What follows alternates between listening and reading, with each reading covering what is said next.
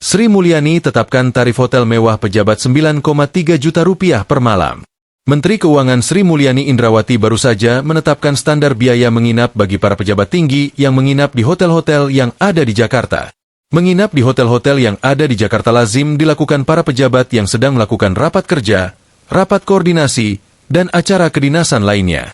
Untuk biaya menginap hotel para pejabat setingkat menteri, wakil menteri, wamen, dan eselon ditetapkan melalui Peraturan Menteri Keuangan, PMK, nomor 32 tahun 2025 tentang standar biaya masukan tahun anggaran 2026. Dalam peraturan yang ditandatangani Sri Mulyani pada 20 Mei 2025 itu, antara lain ditetapkan biaya menginap pejabat negara di Jakarta dan hotel-hotel lain di seluruh Indonesia. Merujuk pada PMK tersebut, standar biaya menginap paling tinggi di hotel adalah sebesar Rp9.331.000 per orang per malam di kawasan Jakarta. Standar biaya menginap di hotel-hotel berbintang yang ada di Jakarta ini adalah yang tertinggi yang diatur PMK nomor 32 tahun 2025 tersebut bila dibanding daerah lain. Dengan standar tarif menginap Rp9.331.000 per orang per malam, maka termasuk kategori kamar hotel yang terbilang sangat mewah. Misalnya saja dari penelusuran reservasi online, biaya menginap di beberapa hotel bintang 5 di Jakarta untuk kamar tipe tertinggi berkisar Rp4 juta sampai Rp6 juta per malam.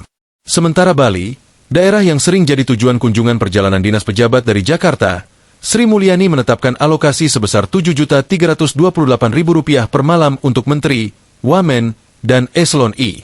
Kemudian biaya masukan untuk penginapan menteri sampai pejabat setingkat eselon I per malam di DIY ditetapkan sebesar Rp5.100.000, Jawa Timur Rp4.449.000, Jawa Barat Rp5.812.000, Jawa Tengah Rp6.129.000, dan Sulawesi Selatan Rp4.820.000.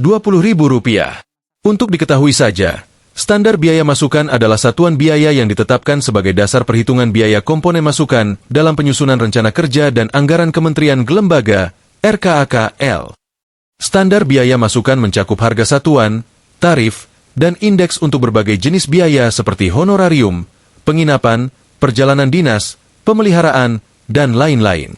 SBM ini digunakan sebagai acuan untuk memastikan efisiensi dan ekonomis dalam pengeluaran anggaran APBN dan APBD sesuai ketentuan dari Menteri Keuangan sebagai bendahara negara.